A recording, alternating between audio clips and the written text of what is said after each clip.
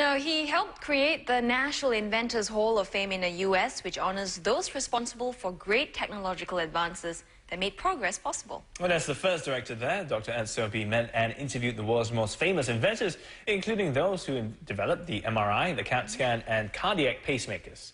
And it was then that he found out that while these inventors were not the best students in school, they turned out to be the most successful inventors. Dr. Sobey then incorporated what he learned from them into a program called Kids Invent to help kids succeed. He was in the studio to tell us more about the program and his passion for creativity and invention. And the interview was started by asking him how he got interested in teaching kids. Toys are the way that kids learn about the world, and so it's the best avenue to get a kid interested in learning about science. Do you think it's suited for every age, though? I mean, you play toys since a young age, but how do you get them interested and to understand the concept as you're trying to from a very, young age? Well, children learn by playing, and they play mostly with toys, and that goes on up through people entering graduate school. We do the same activities like building the electric car with a child in elementary school, and middle school, and high school, and college, and graduate school, and there's learning at every level because it's a real activity. They get to express what they already know and then get to ask questions about what they don't know. So you've brought in a few toys this morning. I mean, this is the electric car. Yes.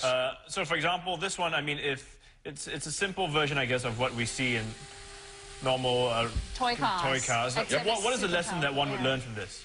They can learn by building this about a quarter of the physical science curriculum standards for the entire year. They will learn in building this, plus they also learn the methods of science, because this is an experimentation. I don't tell them how to build the car. I give them the materials. I say, can you guys build an electric car? And kids say, oh yeah, we can do that. I said, okay, we'll go do it.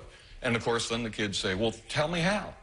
I'm not going to tell you how. You have to figure it out for yourself. So they're actually doing science, and that's what we're really promoting, is kids doing science, not reading science, listening to science, watching science. Kids doing science. Kids in school do not do science. Here they do science, and they learn very quickly. Well, break it down for me then. Let's say I hand, these components to my son, and I tell him, okay, I want you to learn science, I want you to put this together, but don't you need to start with teaching them the concepts? No. Plus, minus, No. Dessert first. Right. Dessert first. Give them the good stuff first. This is where they'll learn. The other stuff is memorization. That's not effective in learning. Yes, they can pass the exam, but they will fail the exam of life. When I give this to a science teacher, the same project, the science teacher has no advantage over a 6, 7, 8-year-old child. They may have a degree in science. They are no better at building the car because everything is memorization. Right. If I give it to them and they build the car, now they understand electricity, friction, motion, acceleration, velocity. We're going right across the physical science spectrum. They may not understand it in those terms, but they're doing it because they're trial and error. They say, I'll put this, and therefore this spins that. And we'll teach everything they need to know about electricity in about 1.5 minutes by playing with this, and they'll never forget it the rest of their lives. All I have to do is say, oh, that's polarity. Oh, that reverse the polarity, and it goes the other way. So the only thing they're lacking is a vocabulary, and we can add that later. That's not important. What's important is they learn, and they also love to learn. They learn that they enjoy the process. Instead of kids saying, I hate science, they say, I love science, I want to do more. Because they can actually see it, right in front of their eyes. And they own it. It's their car. I didn't tell them how to do it. They could have made it a triangle, a square, an oblong. They could have put the motor anywhere. They did it, their project.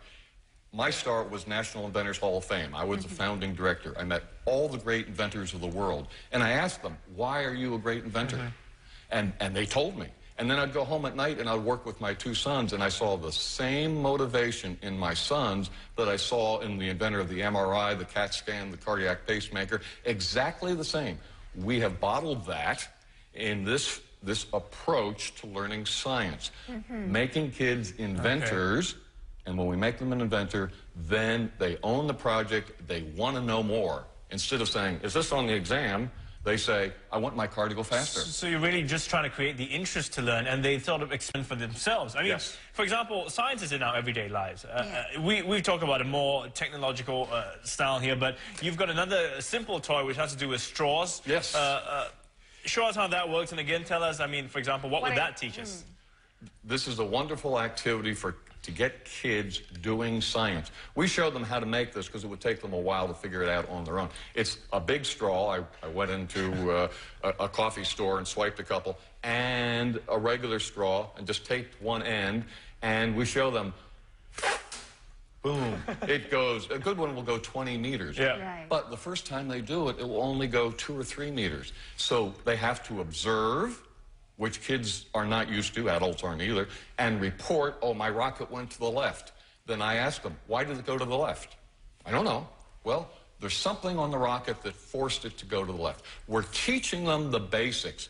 Observe, report, associate cause with effect, make one change. Nowhere in school is that done.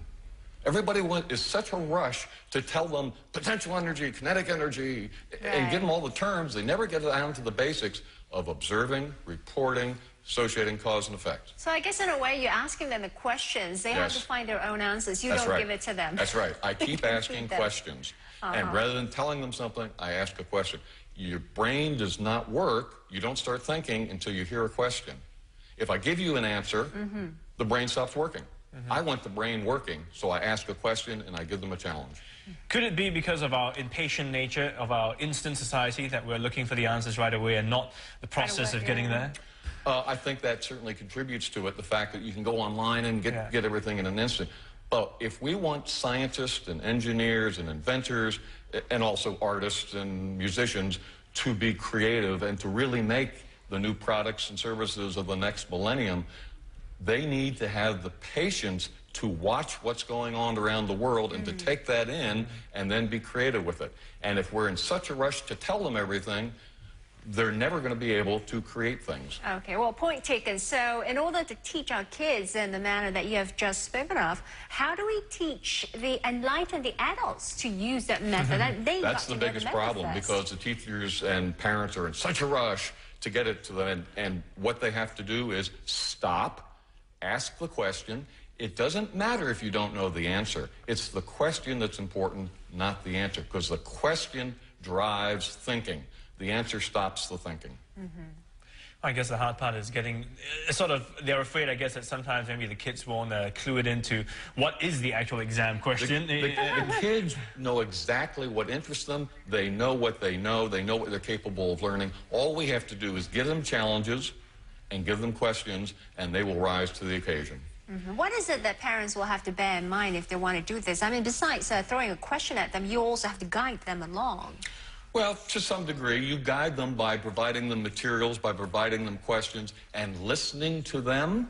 You know, not be in such a rush to say, we're going to go here, we're going to go there. Listen to what the child has interest in, and wherever the child is interested, encourage that growth, and just keep going, and try to expose them to new things. It is the interaction with new people, new concepts, new ideas that spawns the creative thought process.